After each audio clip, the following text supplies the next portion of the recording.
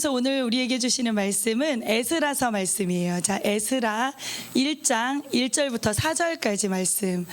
우리 에스라 1장 1절부터 4절까지 말씀, 우리 제가 홀수절 읽고 여러분이 짝수절 읽고 이렇게 해서 우리 함께 봉독하겠습니다. 바사왕 고레스 원년에 여호와께서 예레미야의 입을 통하여 하신 말씀을 이루게 하시려고 바사왕 고레스의 마음을 감동시키심에 그가 온 나라에 공포도 하고 조서도 내려 이르되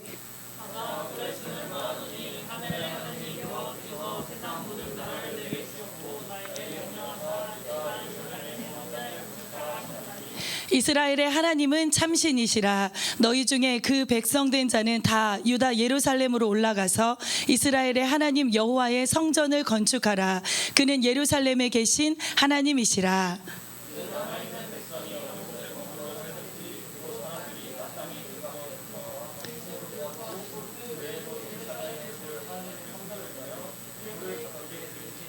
아멘, 아멘. 우리가 지난주까지 우리가 에스겔을 살펴보았어요. 그리고 오늘은 이제 에스겔 이후에 고대긍동의 세계사적인 역사를 살펴보면서 우리가 하나님이 우리는 성경에만 계신 하나님인 줄 알았더니 예전에 우리가 과학적으로 봐도 하나님은 지구를 주관하시고 역사적으로 봐도 세계사적으로 봐도 하나님이 세계를 주관하시는 분이시는구나 라는 것들을 오늘 말씀을 통해서 우리가 함께 나누어 보려고 해요. 자, 우리가 지난주까지 우리가 에스겔을 살펴볼 때에 에스겔은 어디서 활동하고 있었다고 했어요?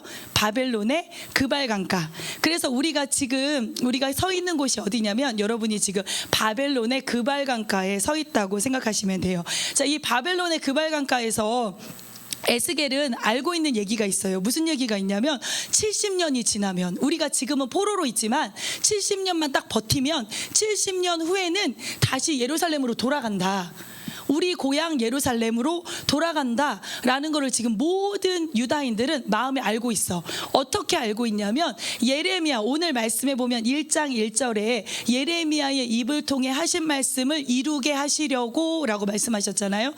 예레미야를 통해서 이미 한참 전에 하나님께서 얘기해 주신 거야. 그게 뭐냐면 이게 예레미야가 한 말이거든요. 만군의 이스라엘의 하나님 여호와께서 말씀하셨는데 바벨론으로 너희가 포로로 끌려갔다가 70년이 지나면 내가 너희를 다시 돌아오게 한다는 거야. 예레미야서에 돌아오게 하는데 그냥 돌아오게 하는 게 아니라 바벨론에서의 너희가 지금 버티는 이 그발강가에서 포로 생활이 너희에게는 재앙인 듯 느껴지지만 재앙이 아니라 평안이라는 거예요. 평안. 그러니까 이 바벨론에 있는 동안에 너희가 월등한 민족으로 살아남아서 우월해져서 평안하게 여러 가지 재물을 가지고 다시 예루살렘으로 돌아와서 나는 너희의 하나님이 되고 너희는 내 백성이 된다는 말씀을 예레미야의 입을 통해서 미리 하셨단 말이에요. 이 예레미야의 편지를 그발강가에 있는 에스겔과 바벨론에 있는 여러 유대인들이 편지를 주고받았기 때문에 다 알고 있어. 그래서 얘네들은 70년을 기다리는 거야. 70년이 지나면 하나님께서 우리를 회복시키실 거야. 말씀과 율법을 아는 자들은 다 이 70년을 기대하고 있었다고 생각하면 돼요. 자, 여러분, 이 바벨론은요 예전하고 달라. 왜 다르냐면 바벨론의 포로로 끌려갔을 때는 예전에 북이스라엘이 아수르에게 망하잖아요. 그래서 북이스라엘은 아수르 제국에게 멸망하는데 그때만 해도 아수르 제국은 이미 포로인들을 끌고 가면 포로인들 아니라 점령지, 식민지 모든 나라들의 혼혈 정책을 써가지고 다 혼혈인을 만들어 버렸어. 그래서 그 민족의 정체성을 말살시켰어. 그래서 민족 말살 정책을 썼다면 바벨론은 달라요. 바벨론은 혈통을 보존해 줬어. 그래서 유대인들이 바벨론으로 포로로 끌려와서 가장 좋았던 게 혈통을 보존받은 거예요. 유대인들의 혈통을 보존받았어. 또 하나는 뭐냐면 자치 조직을 허용해 줬어. 얘네가 노역을 하거나 그발강가에 와서 성을 건축하는 일에 노역을 담당하기는 했지만 그렇지만 자기들끼리 자치 조직을 제사장도 인정해주고 인정해줬어. 그리고 또 이주의 자유도 있었어요. 그래서 몇몇 유대인들은 바벨론뿐만 아니라 좀 이미 좀 넓은 지역 있잖아요. 거기까지 가서 상업을 하는 자들도 있었고 여러 명이 다른 지역에 가서 살 수도 있었어. 그리고 그 지역에서 돈을 벌 수도 있었어. 또 서신의 특권도 누렸어요. 그래서 에스겔의 편지를 유다에도 전달해주고 유다의 예레미야 편지가 또 바벨론까지 올 수도 있는 서신의 특권들도 누렸고, 이건 사실 식민지의 포로민들에게는 굉장히 중요한 특권이었어요. 그리고 얘네들은 장로들의 지도자들을 통해서 자치조직, 공동체를 형성하고 종교적 공동체를 형성하고 있을 수 있는 여러 가지 특권을 바벨론으로부터 하나님이 허락하셔서 누리게 하셨다는 거야. 그러니까 너희들이 지금 이 바벨론에 있는 이 시기는 재앙이 아니라는 거예요. 평안이라는 거예요. 그래서 너희가 이 조직 안에서 월등히 살아남아라. 이게 예레미야를 통해 하나님이 바벨론에 주신 메시지였다라고 생각하시면 돼요. 그래서 얘네들은 예루살렘에서는 얘네들이 있을 때 성전, 예루살렘 성전을 중심으로 제사장들이 율법을 가지고 제사를 드렸다면, 번제, 소제, 화목제, 속죄제, 속건제를 드렸다면, 이 바벨론에서는 성전이 없잖아. 예루살렘 성전이. 그러니까 얘네들이 할 수 있는 거는 회당, 조그만한 예배당이에요. 회당은 이렇게 둥그렇게 생겨가지고 우리 지금 이 지하 성전의 반 정도 되는 의자가 이렇게 쭉 놓여 있는 그런 조그만한 예배처소, 거기에서 회당에 모여서, 거기는 번제단이나 이런 게 없으니까 번제, 소제, 화목제, 속죄제, 속건제를 못 드리잖아요. 그러니까 그냥 회당에서 모여서 하나님의 율법, 모세오경을 연구하고 같이 가르치고 읽고 이런 것들을 할 수 있었던 거예요. 원래 예루살렘 성전에서는 제사장이 대제사장과 제사장들이 중요한 사람이었다면, 이 회당에서, 바벨론에 있는 이 회당에서 중요한 사람은 서기관이라는 직업이 확 부각돼. 이 서기관들이 하는 일이 뭐냐면 구전으로 떠돌던 율법들을 기록해요. 그리고 모세오경 율법 두루마리들을 필사해. 그래가지고 막 사람들한테 나눠줘, 읽으라고. 그리고 그 필사한 거를 읽어도 이해 못하잖아, 사실은 말씀을. 그러니까 거기다가 설명을 달아, 이론적인 설명을 막 달아가지고 회당에 모여서 사람들에게 가르쳐. 그러면 아까 말한 그 디아스포라, 떨어져서 상업을 하던 돈 많이 벌었던 유대인들이 이 서기관들에게 예물을 갖다 바쳐서 이 서기관들이 노역을 하지 않고 노역비를 제공하고 회당에서 계속 말씀을 연구해서 성경 공부시키는 이런 특별한 직업, 서기관이라는 그런 직업이 생겨나기 시작했어요. 자, 그러면 노노, 우리가 아는 서기관 누가 있어요? 네, 서기관, 심세, 이런 애들이 이런 서기관의 역할을 담당했던 사람들이라고 생각하면 돼요. 예전에는 율법대로 제사만 지내고, 옛날에 예루살렘에서는 율법을 읽기만 했어. 근데 이제는 여기 포로 공동체에서는, 여기서는 율법을 그냥 읽고 제사를 지내는 게 아니라 율법을 연구하고 율법을 깨달아 알기 위해서 가르치는 작업을 했다라고 생각하시면 돼요. 이거는 바벨론 포로 공동체의 굉장한 업적이었어요, 사실은. 자, 바벨론은요 어떤 나라냐면, 여러분 우리 지난번에 왜 과학할 때 이슈타르문 본 적 있잖아요. 바벨론의 청동문. 근데 바벨론은요, 이게 이 바벨탑이야. 사실은 바벨탑이라는 커다란 탑이 있고, 여기 전체가 지금 바벨론 제국의 도성이에요. 예루살렘 도성처럼.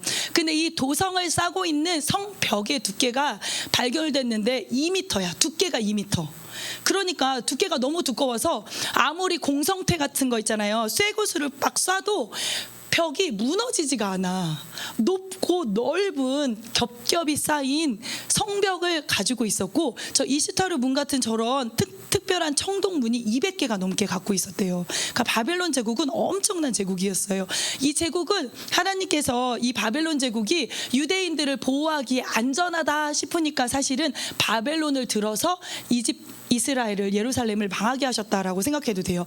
영토는요 저 정도 차지했어요. 최고일 때에 여기가 지금 예루살렘이에요. 여기가 예루살렘이니까 바벨론 제국이 얼마나 큰 거예요.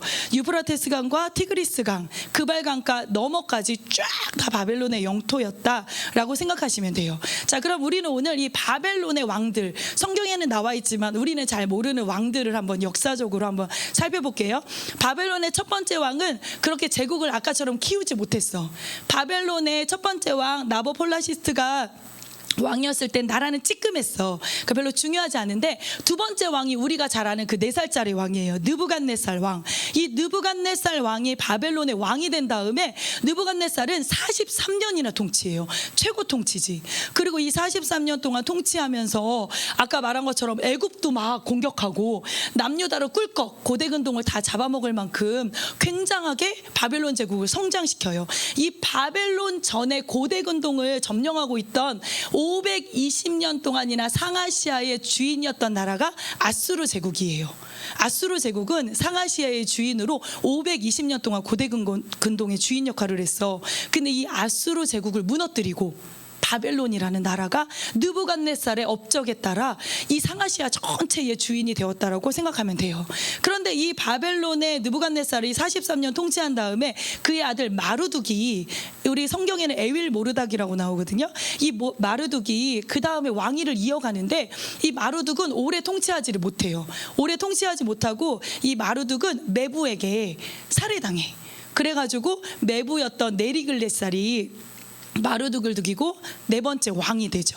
그리고 나서 이 네리글릿살의 아들인 라바시 마르둑이 또 다섯 번째 아들이 이어받아서 왕위를 조금 이어가, 몇 달 이어가거든. 근데 그리고 나서 또 신하였던 나보니두스라는 사람, 하란 출신 귀족이었는데 이 나보니두스가 또 쿠데타를 일으켜. 그래서 나보니두스가 완전히 첫 번째 이 느부갓네살의 집안을 망하게 하고, 그리고 나보니두스가 완전히 바벨론 제국을 차지하지만 이 나보니두스는 자기의 하나밖에 없었던 벨사살이라는 아들, 벨사살 알죠? 벨사살이 성경 어디에 나와요? 다니엘, 똑똑해. 다니엘서 나오는 이 벨사살 왕에게 자기 아들에게 왕위를 자기가 살아있을 때 물려주거든.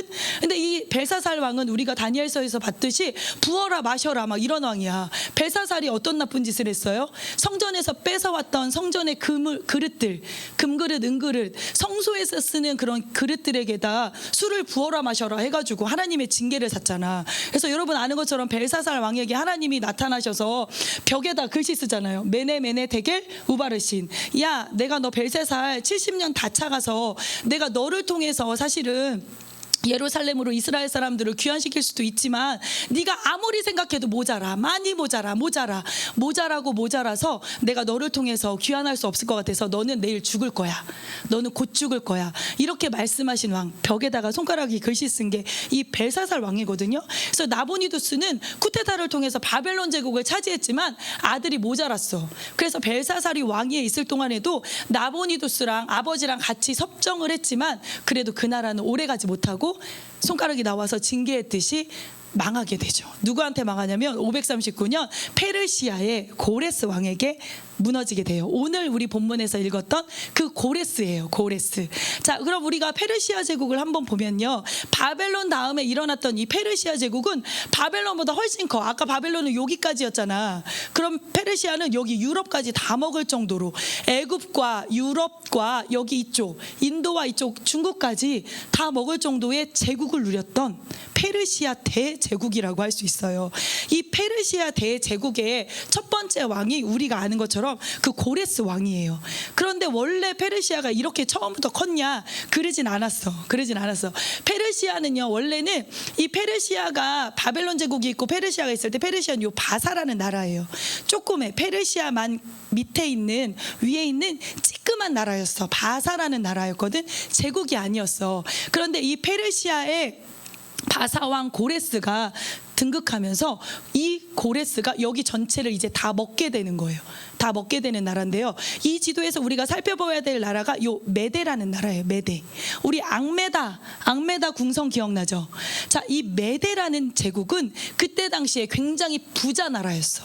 부자 제국이었는데 이 메데 제국의 두 번째 왕이었던 얘가 있어. 아스테게아스라는 요 왕이 있어요. 아스테게아스 왕.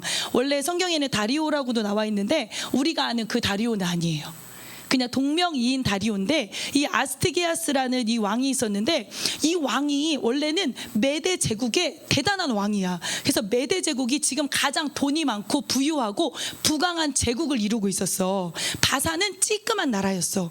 그런데 어느 날 이 아스테게아스 왕이 자기 첫 번째 부인하고 결혼해가지고 애를 하나 낳는데 만다네라는 공주를 낳았거든요.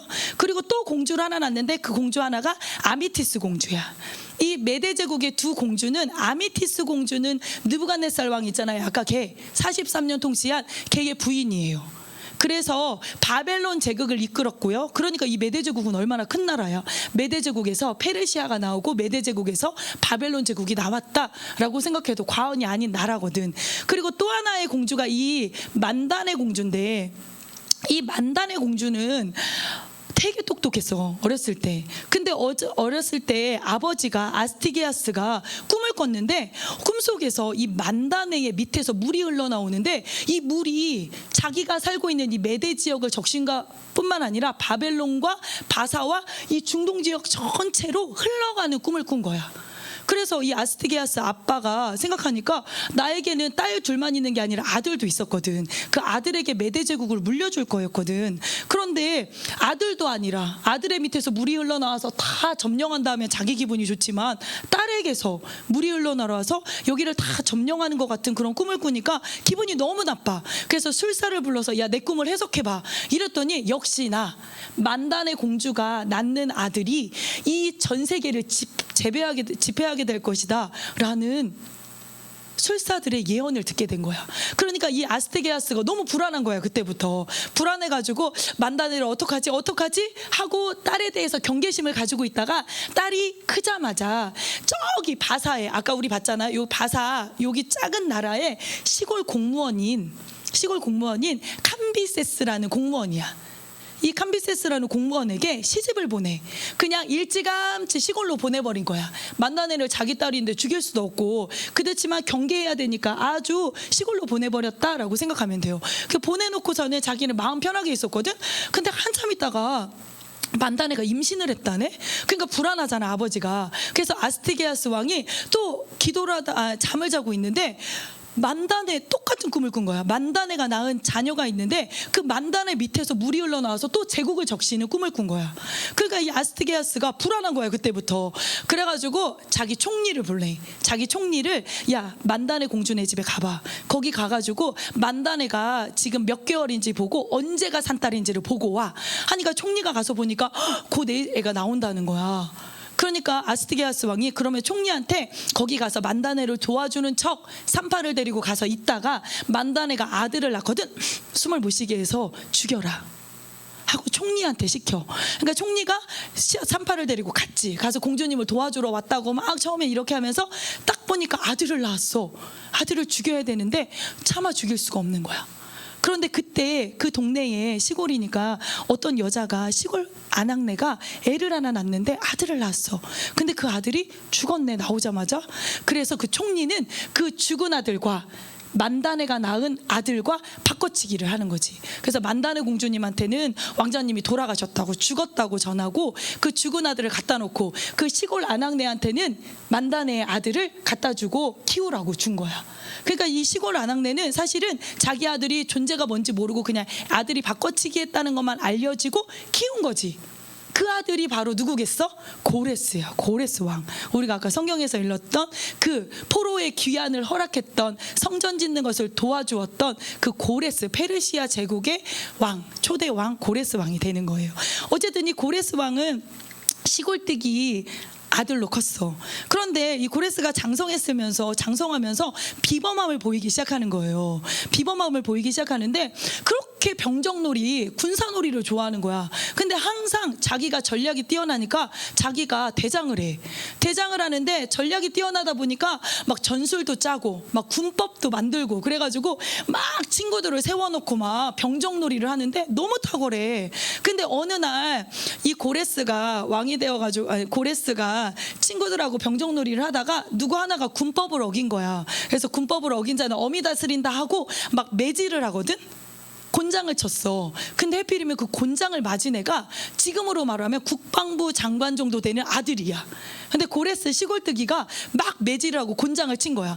그러니까 걔가 얻어맞고 나서 집에 가서 막 쩔뚝거리니까 아버지가 너 왜 그러냐고 그랬더니 맞았다는 거야. 왜 맞았냐니까 내가 사실은 아버지 이렇게 했는데 제가 군법을 어겼어요, 이렇게 얘기를 한 거야. 그랬더니 아버지가 얼마나 특이하겠어. 자기는 국방부 장관이니까 군법을 어겨서 맞았다는 놈을 혼내킬 수도 없고 속은 상하지만 부글부글하지만 어떤 놈이길래 내 아들을 이렇게 접했어 이러면서 마음에 약간 앙금을 갖고 있었겠지. 계속 그 생각을 한 거야. 그런데 아들이 나가면 맨날 병정놀이를 하는데 얘한테 듣는 그 병정놀이의 그 군법과 전술이 너무너무 특이한 거야. 그런데 어느 날 왕궁에서 아스티게아스가 잔치를 벌려가지고 이 아버지가 이 국방부 장관이 그 잔치에 참여해가지고 막 얘기를 하는 중에 무슨 얘기를 했냐면, 아니 내가 바사에 잠깐 내려가 있을 때 거기에 어떤 소년이 있는데 걔가 되게 전술이 뛰어나고 글쎄 군법도 정하고 꼬맹이들이 전쟁놀이를 하는데 너무 잘하더라, 되게 신기했다. 그런데 걔한테 사실 우리 아들은 얻어 맞았다, 막 이런 얘기를 했을 거 아니에요. 이런 얘기를 듣고 아스티게아스 왕이 촉이 있잖아, 왕이니까 이상한 거야. 그래? 그러면 그 시골뜨기를 한번 데리고 와봐. 내가 한번 만나보고 싶네. 얼마나 전술이 뛰어나? 나중에 우리가 왕궁으로 불러서 인재로 등용하면 좋겠어. 막 이런 마음으로 국방부 장관한테 걔를 데려오라 그래. 그래가지고 국방부 장관이 나들이 시켜준다고 자기 아들이랑 고레스를 데리고 왕궁으로 갔어요. 아스티게아스 왕이 고레스를 딱 보자마자 걸음걸이까지 아스티게아스하고 똑같았대요. 고레스가 걸음걸이 있잖아, 그 집안의 걸음걸이 있잖아. 할아버지하고 걸음걸이랑 말투까지 틀리게 자랐는데도 걸음걸이랑 말투까지 다르고 너무 영리한 거야. 그리고 얼굴의 생김새가 구렛나루의 털이 특이했나 봐, 저 집안에. 이런 모든 것들이 할아버지하고 고레스가 똑같이 닮아 있었나 봐. 그거를 딱 보고 아스티게아스는 바로 안 거예요. 그래가지고 니네 부모를 불러와라 그래가지고 골방에 가둬놓고 막 죽이겠다, 이 아이의 출생의 비밀을 말하라고 하니까 사실은 자기도 모른다고, 누가 자기 아들은 죽었는데 얘들을 데려다주고 얘를 키우라고 해서 나는 키운 것뿐이다, 이렇게 얘기했겠지. 아스티게아스는 그때부터 막 떨리기 시작하는 거야. 신탁이 생각나서. 그래서 고레스를 돌려보낸 다음에 계속 고레스 쪽을, 바사 쪽을 경계하고 있었어. 근데 아니다 다를까 고레스는 장성해서 바사의 왕이 돼요. 왕이 되고 뛰어난 전략과 전쟁마다 공을 세워서 왕이 되면서 바사 제국을 엄청 크게 키워나가면서 이제 메데 제국을 위협하기 시작해. 그러니까 이 메데 제국의 왕이었던 아스티게아스는 더 크기 전에 바사를 어떻게 해야 돼? 밟아야지, 멸망시켜야지. 그래서 엄청 많은 수십만 대군을 뽑아가지고 바사 제국을 멸망시키기 위해서 전쟁을 하러 수십만 대국을 보내는데, 해필 이때 수십만 대군을 이끌고 갔던 그 사령관이 누구였을까? 총리였어, 총리. 근데 내가 이 얘기를 안 해줬는데, 총리가 사실은 고레스를 죽였어야 됐잖아. 근데 총리가 고레스를 살려준 거를 나중에 아스티게아스가 알게 됐잖아.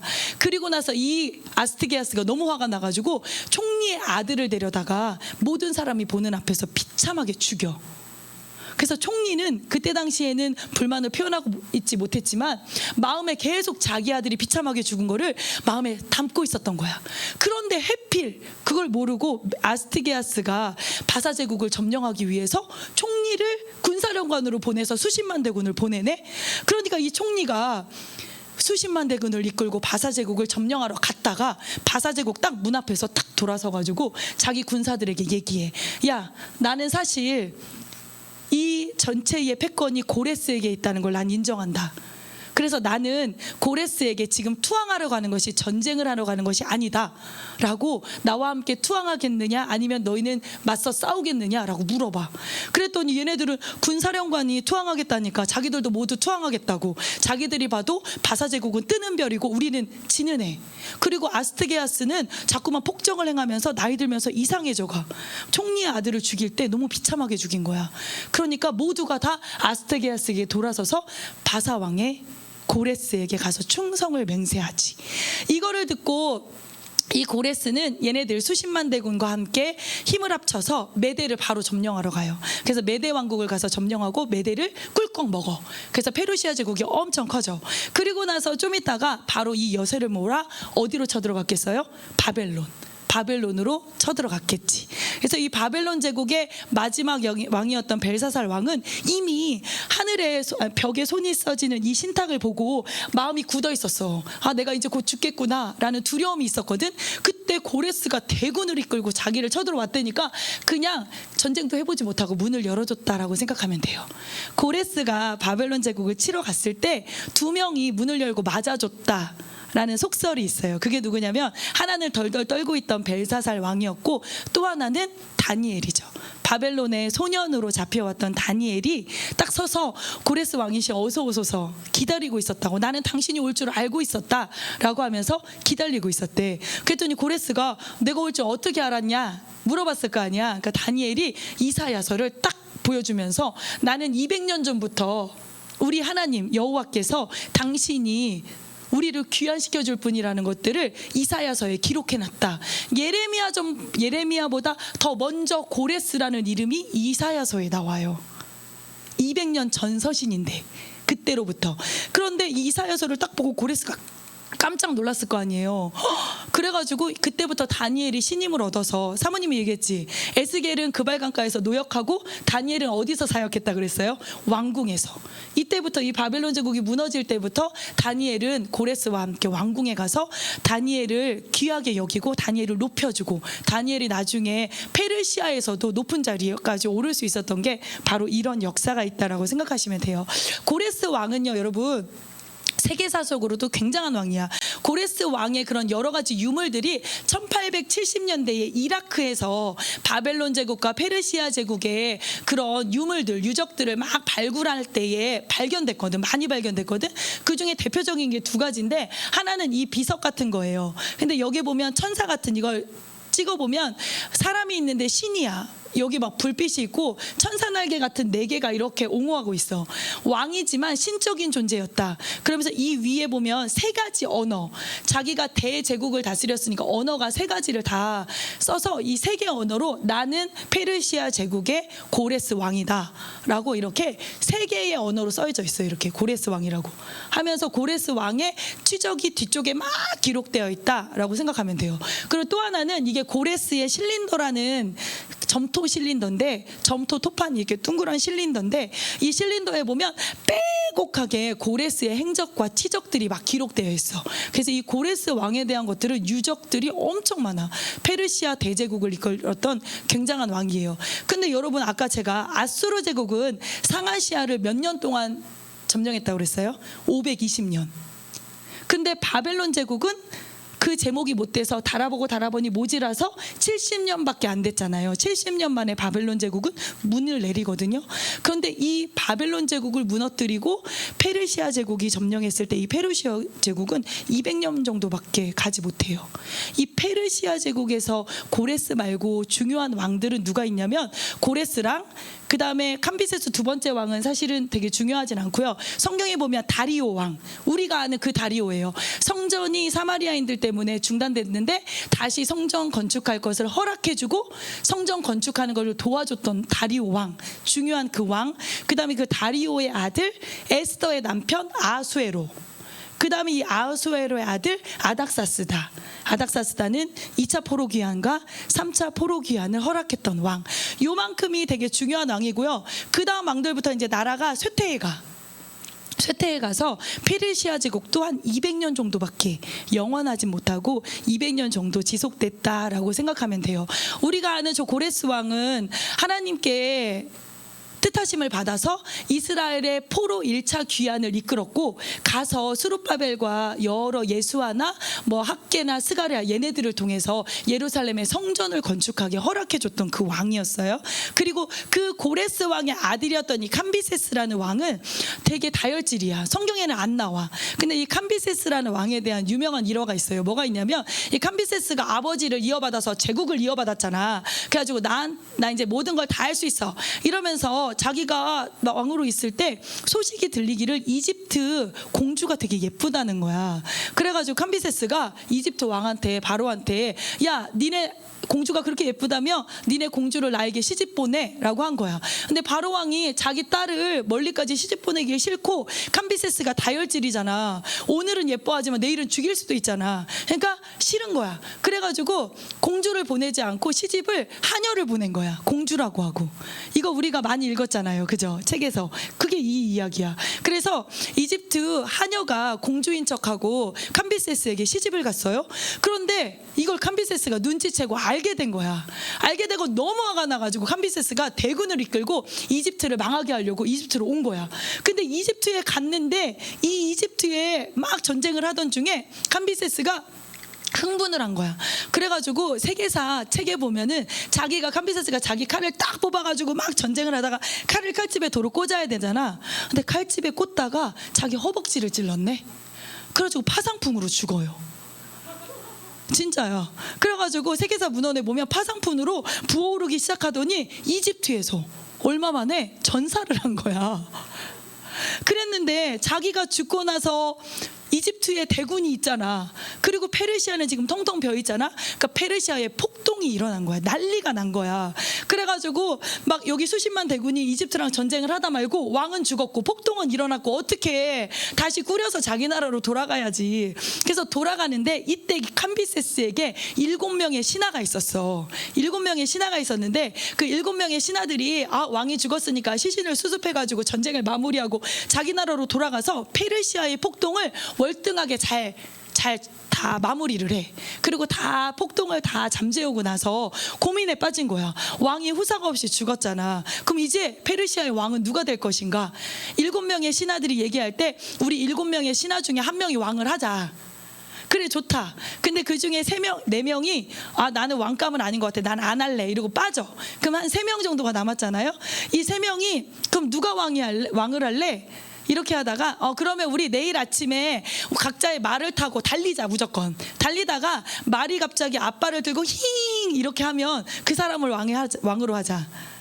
이렇게 얘기를 한 거예요. 그래가지고 그 다음날 그 다음날 다리오를 포함한 그 신하 중에 한 명이 다리오 왕이거든요. 다리오를 포함한 3명의 신하가 말을 타고 이제 막 달리는 거야. 달리는데 그때 다리우스의 왕이 말이 후 이렇게 한 거야. 그래서 그때부터 모든 신하들이 무릎을 꿇고 다리우스 왕이시여 하고 페르시아의 왕이 된 이가 다리오예요.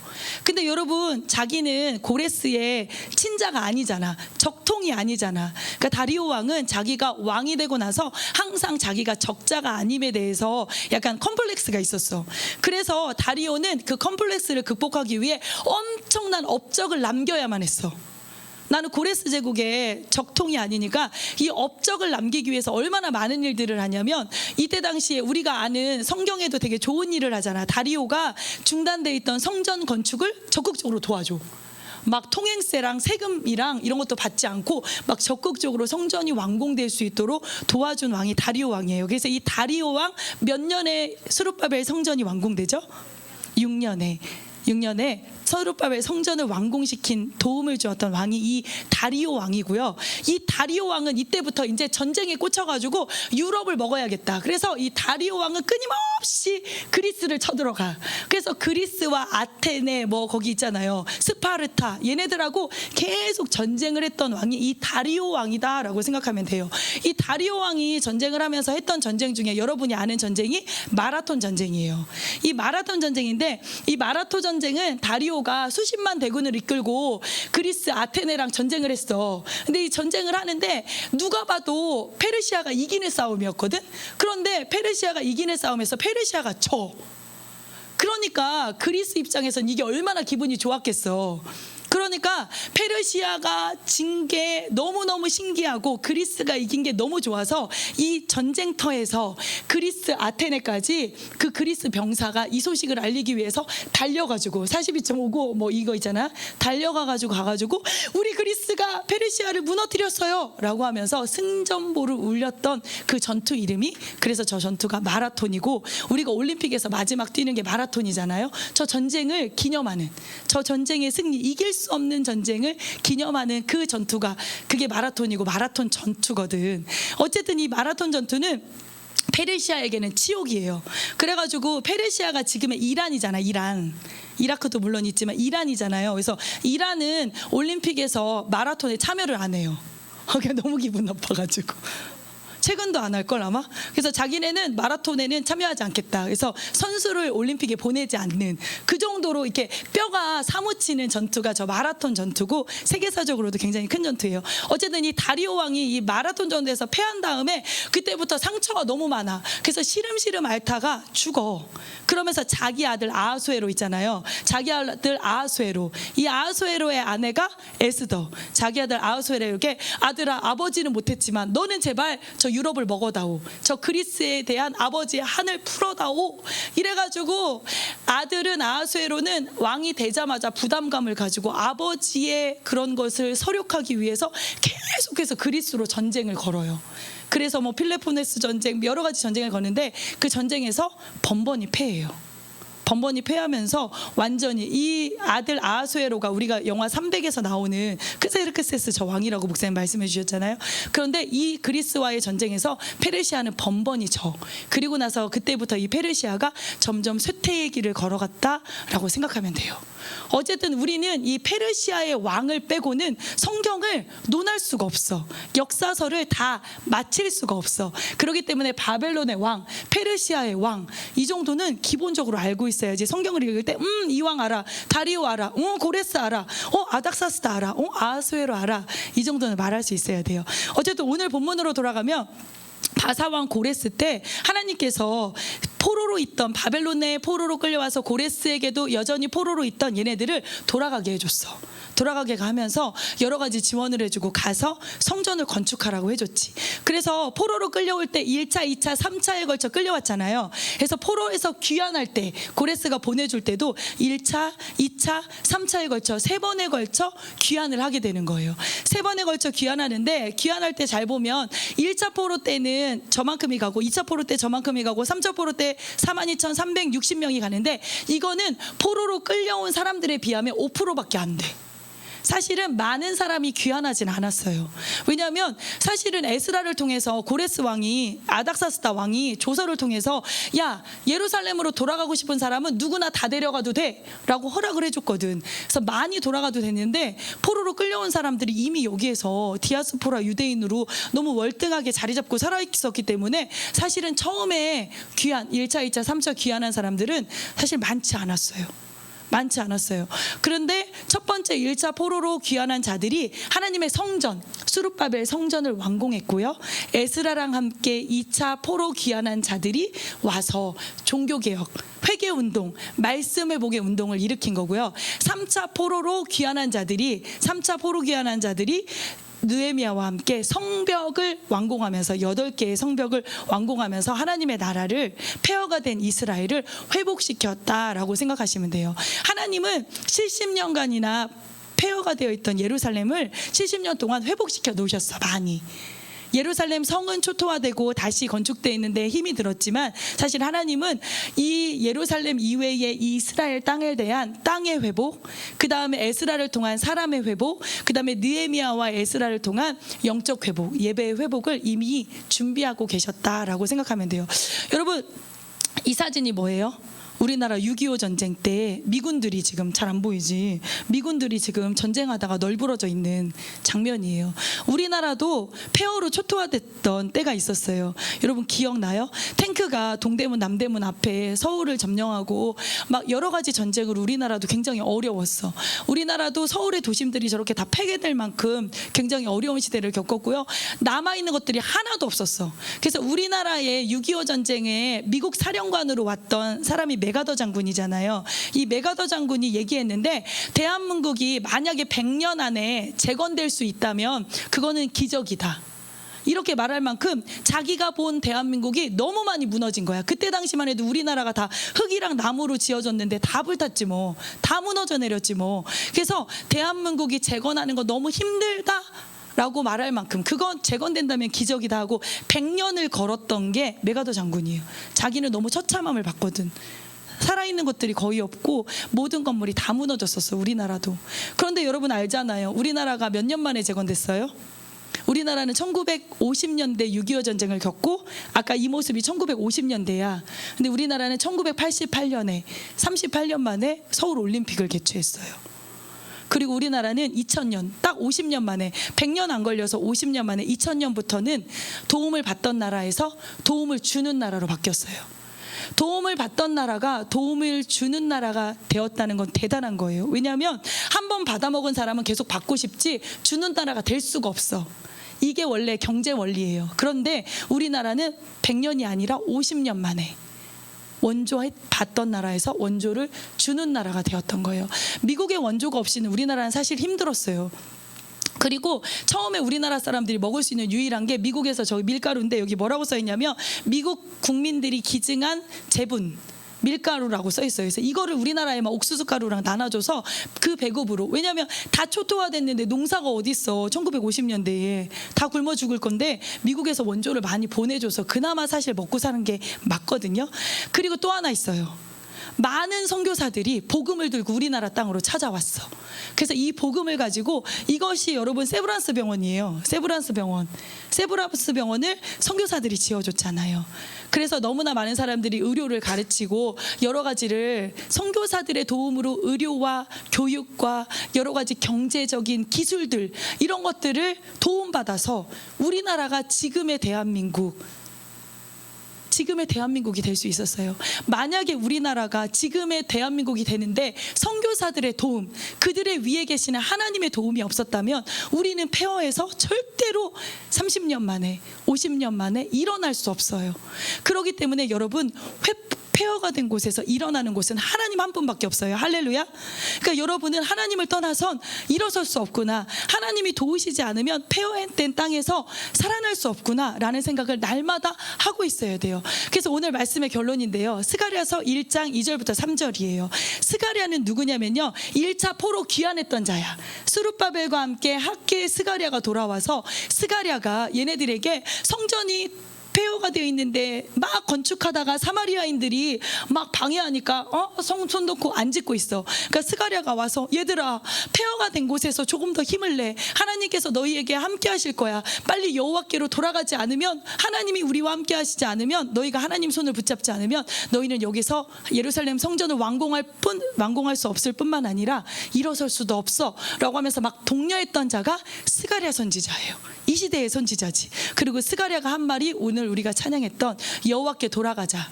그러면 여호와께서 너희에게로 돌아오시리라. 지금은 여호와께서 너희를 떠난 듯 하지만 너희가 먼저 하나님께 돌아오면 하나님께서 너희에게로 돌아오시리라. 너희들의 무너진 마음, 무너진 말씀, 무너진 예배를 회복하면, 폐허가 된 너희의 하나님을 받아들일 준비를 하고 여호와께 돌아오면 내가 너희에게로 돌아가리라. 이게 오늘 말씀의 결론이에요. 할렐루야. 여러분은 주의 장막 안에 말씀과 예배의 회복이 일어나기를 축복합니다. 기도하겠습니다. 하나님,